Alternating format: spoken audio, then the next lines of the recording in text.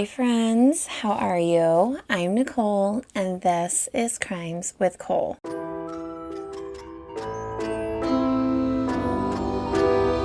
So, hello. How are you guys doing today? I hope you all are having an amazing day. I hope you've had a wonderful week and are ready for another crazy crime story.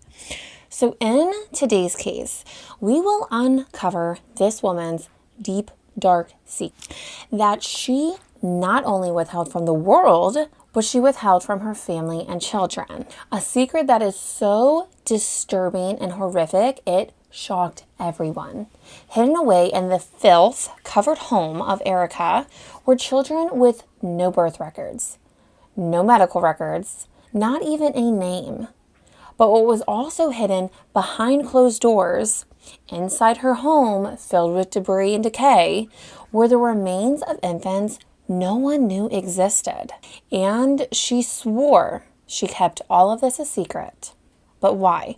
Why couldn't she tell anyone about all of these secret babies? This is the case of Erika Murray. Erika was born in 1983 and grew up having a rather normal childhood. She grew up with her mother, Sharon, and her father, Kevin, and had two brothers, and they all got along pretty well. Erika loved playing hide and seek with her brothers and baseball. They had a pool, so the kids were constantly swimming. Her father was a mechanic and also a self-taught handyman. He was all the time fixing or improving things around the house. Her mother was a stay-at-home mom and loved doing art and crafts. The family went on vacations every single year, and they were just your normal, typical middle-class family who gave their kids a nice, happy life. Now, one of the things that Erika loved doing when she was younger and really took pride in was her appearance. She loved doing her makeup and nails, and she loved just being all dolled up. But for some reason, Erika had developed this fear of being abandoned when she was younger. She was all the time scared that her friends were going to leave her or ditch her, or that her family wasn't going to approve of her and turn their backs on her. I'm not sure why she developed this, but she did. Now, Erika turned 16. She had gotten her first job at the McDonald's, and she received a lot of attention while working there from her one male colleague named Raymond Rivera III, who happened to be 23 years old. What does a 23-year-old want with a 16-year-old? I think we all know, but nonetheless, she had his attention, and he did not leave her alone. He was infatuated with Erika. The two of them started dating, and a year later, when Erika was only 17, she fell pregnant with Raymond's baby. She hid it from everyone with the exception of a few close friends. She just figured if she ignored the problem, that it would somehow go away. I'm not sure how, but she never told her parents. Her mom actually ended up finding out because of one of Erika's friends. They came over and they said to her mom, "Hi, Grandma." And then Erika's mom started connecting the dots and realized Erika was pregnant. But her parents were very supportive. They wanted to make sure that she had a healthy pregnancy and a healthy baby, but Erika still kept it hush-hush, especially at school. I mean, it's not necessarily something to be proud of at such a young age. So Erika ended up giving birth to a little girl shortly after she graduated and named her Kayla. And like I said, her parents wanted to be supportive of this. They wanted to try to set her up for success as much as they possibly could. So they said that Raymond could move in. It's his baby too. He should be caring for Kayla as well. So that's what happened. Raymond had moved in, and both Raymond and Erika were there to take care of Kayla. And her parents absolutely helped out as well. They made sure they all had food to eat. They helped out with anything Erika or Raymond needed in regards to their grandbaby. They gave them a break when they needed it. I mean, they absolutely were supportive of the three of them there and becoming this family. They wanted the best for them. This arrangement went on for 2 years. The only rule was that Erika could not have any more children while living under their roof. They understood the first one was unexpected and they were willing to help. But after you have a child, you are well aware of how a child is created. So you should also know how to prevent that. However, when Erika was 20, she fell pregnant again and ended up giving birth to a baby boy and named him Nicholas. They ended up moving out and moved into a home that was owned by someone in Raymond's family, but no one lived at the home. Or maybe they did and were never there. I don't know. But they ended up moving into a 3-bedroom house. So Raymond is now 28 and Erika is 21. Baby Kayla is now about 4 and baby Nicholas is within a year. And this is when Raymond's personality started to change. He had turned into a completely controlling, manipulative person. He first started to isolate Erika. So he convinced her to quit her job so she could be a stay-at-home mom. Probably came up with some reason so she couldn't go see her parents. She is now completely financially dependent on him, which means he controls the money even if she thinks he doesn't. He didn't like her hanging out with her friends because they were a distraction. She couldn't focus on taking care of the children if she was focused on hanging out with her friends. Same thing with her family. They were a distraction. Raymond then started wanting updates on what she was doing all the time. So he was always checking in throughout the day, making sure that she wasn't straying too far from home or out doing stuff he didn't want her doing. And he would just always use the excuse that she needed to be taking care of the children. But this is an overused technique that many people use to control and isolate someone, and that's what Raymond wanted. He wanted control over Erika. And anytime Erika did anything for herself, such as take care of the kids while visiting her parents or her friends, Raymond threatened to leave her. And he was the provider. He brought in the money. So if he goes, the money goes. And I'm sure if she absolutely had to, she could have figured it out. But a lot of times women don't want to. They don't want to upset their spouse and disrupt the family. Not to mention she had these abandonment issues as well. So she would obey his orders because she didn't want him to leave. Then he started verbally abusing her. He called her every name in the book, humiliated her, which is awful, and dehumanized her. He never physically abused her, but the verbal and emotional abuse is so much worse. It sticks so much longer and really just stays with you throughout life, and it ruins people. It truly ruins people's self-worth. And little by little, Raymond just completely took over everything that had to do with Erika so that he had complete control. She wasn't allowed to leave. She had no access to any money because he cut her off their joint bank account. If she didn't obey his every demand, then she was belittled. So she just quit leaving the house. She quit caring about her parents and rarely showered. She went from this teenage girl who loved to put herself together to these early 20s young woman who just threw on baggy clothes and had no self-worth. It was really sad how much her life had just changed once they moved out of her parents' house. And I know we're all wondering, well, why not leave? Why not just go back home? Her parents were so supportive, and I agree, she should have, but she didn't want Raymond to leave her. She was so mentally under his control and manipulated at this point that I don't think the thought ever crossed her mind. That's how much control he had over her. Now, Raymond made it very clear to Erika there was one thing he did not want, and that was any more children. They had 2. That's all they needed and could afford. But the 2 of them continued to have unprotected sex, and Erika wasn't on birth control. And I think we all know what happens after a while of doing that. And it did. Erika fell pregnant again with baby number 3.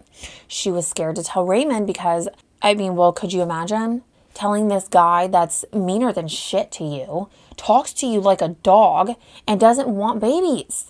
Oh my God. But Erika didn't want to get an abortion. She knew that. But she also didn't want to give it up for adoption.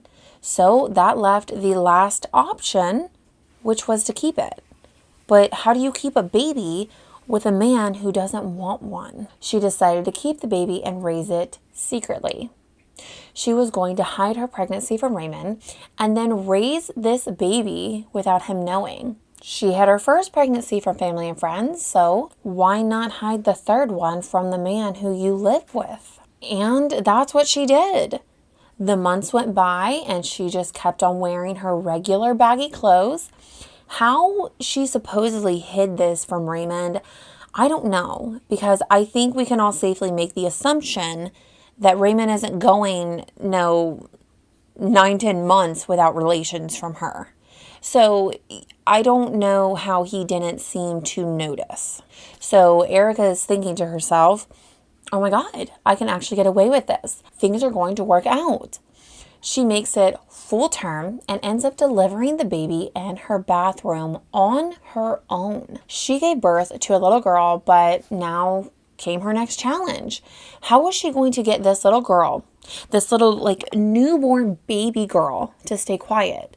Because she still had 2 other kids, and Raymond demanding she tell him every time she takes a breath. Now, all of my kids nursed every 3 hours when they were first born. So how she expects to manage her time, I don't know. I mean, surely she would tell Raymond at this point. I mean, certainly he would be accepting and loving of this baby girl that is his. But she didn't. She somehow managed to hide this baby girl from him and her 2 other children. She never spoke of her. She never told her family or friends. No one. In fact, she put her in a spare storage room that no one ever went in.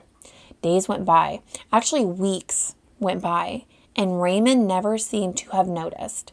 Her other children actually didn't even notice. Eventually, though, they did start hearing baby sounds. And Erika would tell them that it was kids she was babysitting, which that doesn't make sense to me because, where are they physically, right? If you're babysitting a baby, why isn't the baby leaving then, every day and then coming back? It was like an odd lie to cover up her secret. And I'm sorry, but Raymond just accepting that as an answer is very strange to me. Regardless, Erika continued to raise this baby she had hidden in the storage room. Her and Raymond continued to have relations, and it wasn't long before Erika fell pregnant again with baby number 4. Now, surely she isn't going to hide this pregnancy, right? Surely she is going to choose another option, like adoption or abortion if that's her thing. But she didn't. She chose the same path that she had already chosen, and that was to keep the baby and raise it in secret with the other one. And she did the same thing as last time.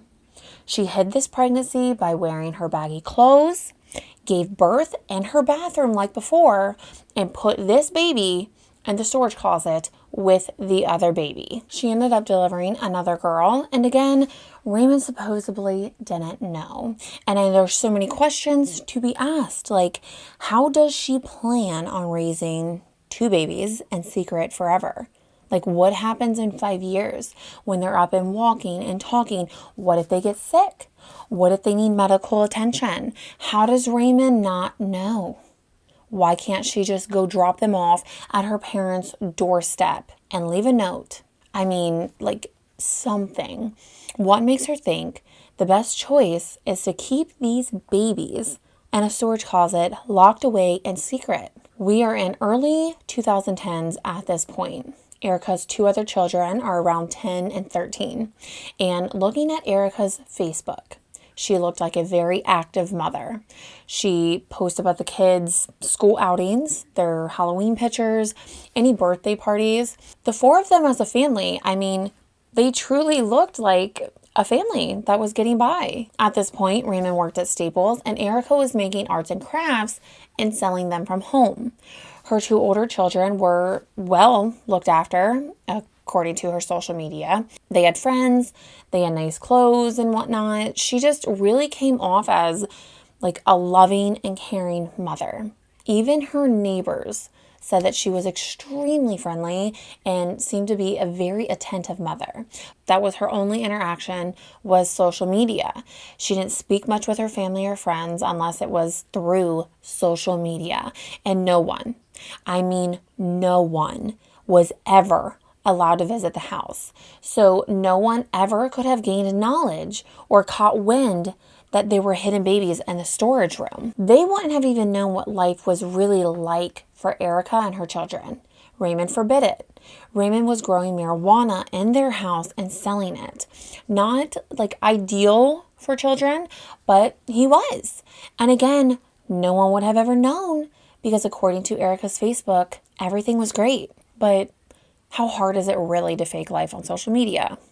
So for 6 years, this went on. For 6 years, Erika kept those babies hidden and a secret.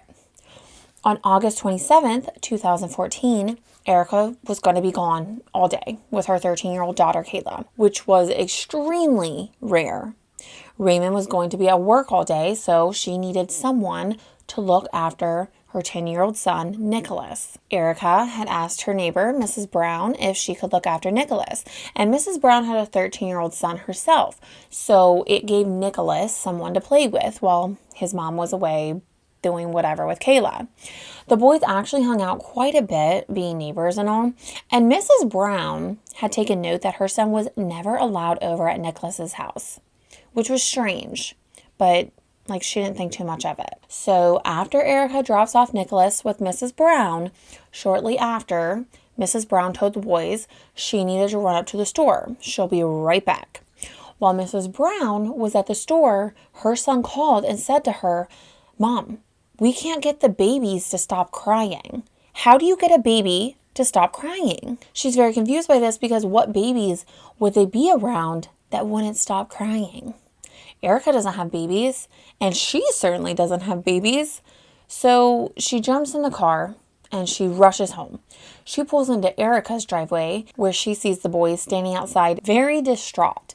She gets out of the car, she walks into the house and is taken back by what she saw. As she walked through the doorway, she was hit by an overwhelming stench of feces. There's garbage covering the floors. You can't even see the floors. That is how much garbage is on them. There's rotten food lying around, maggots crawling all over everything, flies hovering everywhere. I mean, Mrs. Brown was dry heaving because of the smell that consumed this house. And I don't know how it wasn't on the kids' clothing when they went to school. Maybe it was. But it was disgusting. And in the midst of taking in all of this, Mrs. Brown heard the crying baby, like her son had mentioned, and started to head up the stairs. She narrowed down which door it was behind and opened up the door to find a 5-month-old baby girl screaming at the top of her lungs. She approaches the baby and observes this tiny little baby girl lying there on a mattress. A twin-size mattress that is so saturated with feces and human body fluids that it is discolored and sunken in. Then she heard more crying and makes her way to find out where this is coming from and discovered a 3-year-old girl. A little 3-year-old girl just lying on the mattress that's saturated with feces and urine, crying. She's filthy, covered in her own urine and feces. I mean, it's crusted on her. A little 3-year-old girl. And she's just staring at Mrs. Brown with this blank stare, rocking herself back and forth like best she can. I mean, it was awful. Imagine walking in and finding that. Mrs. Brown tries her best to comfort the babies. We're going to call the 3-year-old a baby for right now. And she's trying to comfort them, like taking off her jacket, lying it on them, putting her hand on them. She doesn't want to move them because, what if they're hurt? That thought would have never crossed my mind. My first reaction would be to pick them up, scoop them up, wrap them up, and take them to my house. But she thought more clearly than me, obviously, and didn't want to move them. She rang 911 and told them she needs someone to come quick. She just found 2 babies lying on feces and urine-soaked mattresses and rooms filled with God knows what, because you can't see the floors. There's so much garbage. So police arrive quickly and they take the children to the hospital for medical attention. And I just can't help but think how scared they were. Like going to the hospital, and then you have like just tons of nurses and doctors and all sorts of people coming in, examining you, just grabbing you and whatever, right? But police started to look through this house. They started to really examine what the living conditions were for these 2 babies. They first noticed the smell, feces and urine, and an ungodly amount. That alone will make anyone want to vomit. Like, it's a nasty. There was garbage everywhere, like I had mentioned. There were dirty dishes and the sink with like food crusted on the plates and bowls, spoiled milk sitting out, like rotting food. There were electrical appliances that were broken. Like broken bikes were laying around amongst other objects. Some of the rooms had soiled diapers, and I'm not talking like a few. I'm talking like a foot or 2 high, all thrown in the corner. There was a pile of feces, whether that was animal or human, I don't know. But there was a huge pile of that in one of the rooms. There was feces smeared all over the walls. I mean, it was truly, I wonder how they were so okay living like this. There were maggots crawling everywhere, every nook and cranny. I mean, the entire house. And she was home all day, like breathing that in. I mean, at least the kids got to go to school for a bit during the day. But again, like I said earlier, how were their clothes not engulfed with the smell of that? Like, there's no way. They had to have been. So as the police continued to pick through all of this garbage, they also discovered dead dogs, decaying. Yes, a decaying dog inside their home, lying across the room from where this secret baby lied. Imagine that smell. They discovered a cat running around, and then in the basement where Raymond's greenhouse was, they found a dog in a crate. How this dog survived, I don't know, but it was barely alive. It was a bloodhound. His eyes were so sunken in. He had scabs all over him. You could see his ribs sticking out and like chunks of fur missing. Honestly, I don't know how her 2 children survived in this environment. I don't know how you can even supply a proper meal in this environment. Around 4 p.m. that day, Erika and Kayla returned. And just to put it into perspective, Erika left at 10 a.m. that day. And she knew she was going to be gone all day and knew that 5-month-old baby was up there. And all the babies I have had, at 5 months, they all ate every 3 to 4 hours. Not to mention the 3-year-old also can't like go that long without eating. So she arrives around 4 p.m. And when the officers approach her to ask her where she's been and why she found it acceptable to abandon your 2 babies inside, she told them she simply had things to do. She was very much so like not affected, I guess you would say, by the matter. She just seemed as though it didn't bother her that the police were swarming in every room of her house and discovered her secret. Honestly, she may have been relieved that these babies can now have the proper care they deserve. Child Services came to inform Erika that all 4 of her children were going to be taken and put into their custody, and she could have cared less. She just was like, oh, okay, sure. But she did care about her cat because Animal Services came and took the cat and the bloodhound down in the basement, and that seemed to have bothered Erika just a little bit, but it did bother her. She wanted to make sure her cat was taken care of. Police took Erika down to the station to question her.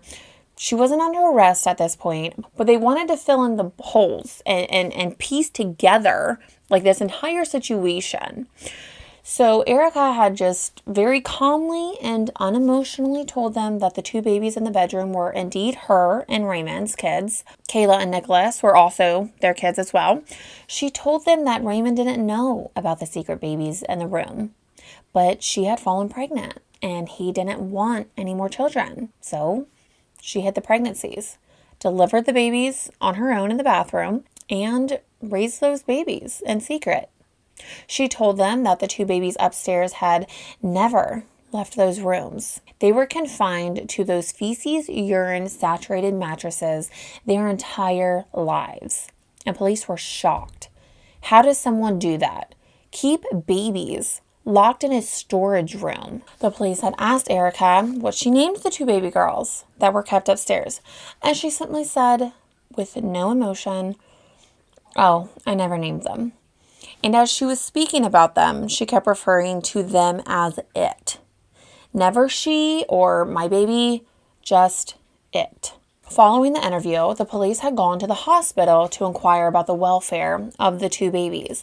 They ended up giving the two babies temporary names because they didn't have any. The 5-month-old was named Gina and the 3-year-old was named Lisa. Both Gina and Lisa were extremely malnourished and had extreme sensitivity to sunlight because they had never been exposed to it. Because of that, they had extremely low vitamin D levels. Both girls were found in soiled diapers, had rashes all over their bodies, sores from lying in the same position for months. They were covered in their own feces and urine. So imagine that, like, just sitting on your skin for months. God, I could not imagine how red and raw their little butts were. And I'm sure there were infections and a UTI as well. They had flea bites all over their bodies, maggots crawling all over them, stuck in their ears. Like, it was nasty. Neither one of the girls had ever interacted with anyone other than Erika, and the amount of interaction that she had with them was minimal. But Lisa, she didn't even know how to lift her arms up to be held, which is something the baby just learns very early on. And she never made that connection. Erika never just held her baby. She just lied on a mattress for 3 years. Her muscles were so soft and undeveloped that the doctors described them as doughy. Whenever a nurse or a doctor or social worker, anyone for that matter, came near her, she would just try to put herself in a ball and just rock as much as she could. That's how she self-soothed. She couldn't walk. She couldn't talk. She couldn't even crawl. Her head was completely flat, on the backside, because she just lied on a mattress for 3 years. She was never taught to do anything or encouraged to try to roll over. She couldn't even do something as simple as sitting up on her own. And the same thing with Gina. Her head was flat as well because she just lied there. She couldn't really lift her arms or legs that well. She couldn't roll over or even had the desire to roll over. I mean, she's only 5 months, so she naturally can't do too much, but that's when you're supposed to start encouraging them. And she just and she didn't have that push. Both girls' blood work had showed they lacked everything. It's amazing they were even alive, especially Lisa. Neither one of the girls had ever been bathed. The wax built up in their ears caused them to have hearing issues. Emotionally and mentally, Lisa was severely behind on her developmental milestones. Gina was behind, but she was 5 months old, so she wasn't as far behind as Lisa. Lisa was essentially a baby in a 3-year-old's body. She couldn't make sounds, but just gargling noises, nothing specific. She didn't respond well when she had to interact with anyone. She avoided eye contact and would stare just off into space whenever someone would approach her and try to interact. It was very evident that she was terrified to be around anyone. But after the girls were thoroughly examined, it was a miracle that neither one of them had life-threatening conditions. Would they need therapy? of all sorts for a long time? Probably. But with the right amount of love and attention and help, they would be fine. So police still had to finish their investigations. They spoke with Erika's two older kids, Nicholas and Kayla, and asked them if they knew about the babies. And they both said that they knew about the babies, but the babies belonged to a woman by the name of Michelle Ridgway. And it turns out that Erika had actually created a Facebook for this Michelle woman that she created.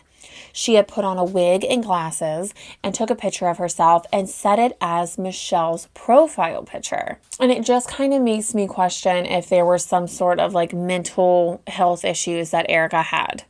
And that's what she told Raymond and the kids, was that she was babysitting if they ever asked or questioned her. But my question is, why are the kids you're babysitting stuck up in the storage room? Like, why aren't they in the living room hanging out? And who on God's green earth would allow their children to be babysat in a house like that? So police asked Raymond. Certainly Raymond knew better and wasn't as naive as their children, but Raymond said the same thing. He said that those babies were babies that Erika babysat, and they belonged to Michelle. And it's just really hard to believe that this 28, 29, 30-year-old man who works at Staples and grows his own marijuana had no damn clue that there were babies in his home that belonged to him. There's no way he laid next to his old lady every night and never knew that she was pregnant. Like, it doesn't make sense. Because he was touching and loving on her. Anyhow, he stuck to his story that he had no clue that these were his children. He said he spent a majority of his time in the basement, and that's why he never was upstairs. So maybe that's how he didn't know, because he was probably high out of his mind. And when he was questioned about this on TV, all he could do was cry. He was devastated. How could Erika do this to not only those kids, but to him? To lie and keep his own children from him. Shame on her. But Erika and Raymond had not been charged at this point. Their children and animals were taken away from them, but they hadn't been charged. And everyone now knew what was happening at their house. And Erika could have cared less. She just kept on living life as though it wasn't happening to her and just happening around her. She continued to make her post on Facebook, and as the more people that heard about this case, naturally, they started getting nosy and creeping on Erika's social media, and some of the posts she made were just hypocritical. She would make comments on her post about how, some people shouldn't be a parent, or how great of a mother she was. She would comment on other people's posts, usually something in regards to parenting or an incident that dealt with a child. And it was just kind of strange how she perceived herself on social media then was complete opposite in real life. I guess it's not so strange. Everyone does that nowadays. But it was strange how she was just so okay keeping a secret and living the way she lived. And saying how she misses her children because she surely didn't seem to care when they were actually being taken away, just, after the fact. On her social media, so September 10th, 2014, this is 2 weeks after the initial discovery, the investigators are going back to Erika's house to do a final search to gather any evidence they may have missed.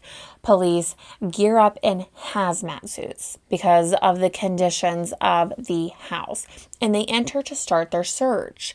They had entered into what was Kayla's room, and when they opened up her closet, they found 2 stained cardboard boxes. They opened up the first box and found the skeletonized remains of a baby, except the baby had a head full of hair and was wearing a onesie and a diaper, but it had been completely skeletonized.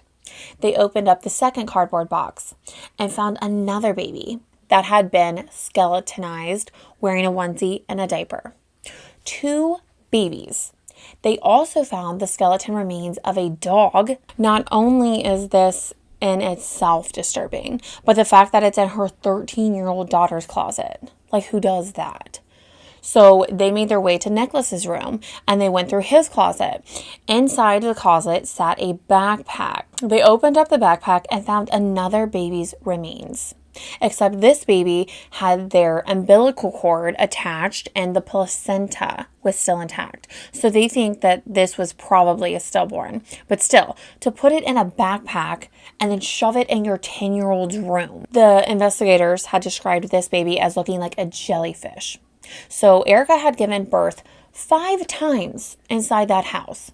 She had a total of 7 pregnancies, 5 of which she supposedly hid and kept secret from Raymond, which I think is BS. There's no way she got pregnant 5 more times and he never once felt how big her belly got. So tests were ran on the other 2 babies found in Kayla's closet. And while it is hard to determine how old they are because of the amount of decay, they're guessing anywhere from 1 week to 1 month.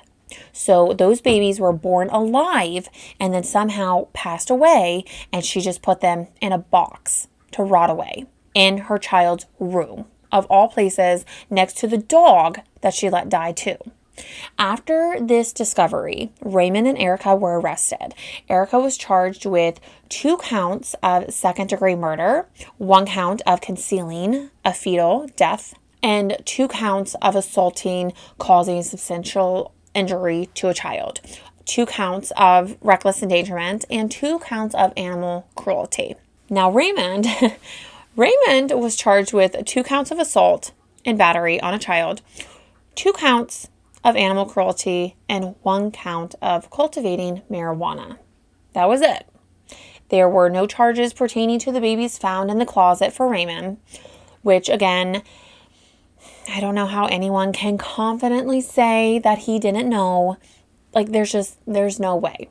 So both Erika and Raymond were held in jail until their trials, and it ended up taking 5 years for their trial to begin. So June 2019, Erika's trial began, and her defense team tried to say that Erika was manipulated and abused by Raymond. She was controlled and couldn't think for herself, which all is very true. However, that doesn't give you the right to put your babies in a storage room like they're old knickknacks that you don't want on display. They also tried to say that she had a very low IQ and it interfered with her decision-making process. Her ability to think through situations was compromised. They said that she was diagnosed with avoid personality disorder, which is basically her avoiding any problem that occurs in her life. Example would be her pregnancies. She just avoids having to deal with them, so she hid them all. And the prosecution came back to say, no. This is not her mental health doing. She may have mental health issues, but clearly she was capable of having 2 babies and raising them. So to say she isn't capable to deal with the other 5 is BS. Also, she seemed to be very capable of coming up with this story about Michelle, who was the mother to these 2 babies that she babysat. She clearly thought something through. Then the defense comes back and argues that Erika shouldn't be charged with second-degree murder for the 2 babies that were found in Kayla's closet because the cause of death was never determined. So how do we know they died at the hands of Erika? What if they passed away from SIDS? Which is a very valid point, and the jury agreed. So Erika was found not guilty for the 2 counts of second-degree murder, but she was found guilty on all of her other charges. And Raymond was found guilty for all of his charges as well. Raymond ended up getting sentenced to 4.5 years. However, he was credited time and had already spent 5 years in there while waiting trial, so he got to go home. Erika, however, she was sentenced to 6 to 8 years in prison, and again was credited time. So she would only be spending 1 to 3 years in prison after her trial. And this was back in 2019. So she had since then been released from prison. Her children don't live with her. They live with their grandparents, which I hope that they make the right decision on allowing Erika in their lives, but they have a clean home with proper meals to eat and love given to them. Lisa and Gina both entered foster care after they left the hospital. Both are improving tremendously on all of their developmental milestones.